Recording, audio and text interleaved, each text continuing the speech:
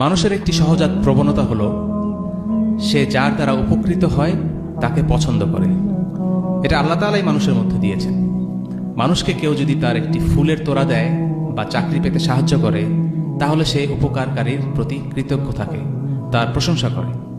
অনেক সময় এর থেকে ছোট ব্যাপারও মানুষ তার প্রতি কৃতজ্ঞ হয়ে যায়, আবার কখনো কখনো বা এর থেকে বড় ব্যাপারে। কিন্তু আল্লাহ তো মানুষকে সবার থেকে বেশি কিছু দিয়েছেন এবং তিনি এমন সব নিয়ামত দেন যা আর কেউ, কোনো মানুষ তাকে দিতে পারে না।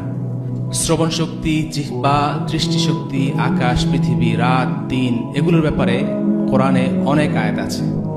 আপনার কি মনে হয় কোরআনে আল্লাহর অনুগ্রহ নিয়ে এত আয়াত কেন আছে? যাতে করে আল্লাহর রহমত আর নিয়ামতের স্মরণ আমাদের অন্তরে দৃঢ় হয় এবং আল্লাহর প্রতি আশা আকাঙ্ক্ষা দিয়ে আমাদের অন্তর আলোকিত হয়।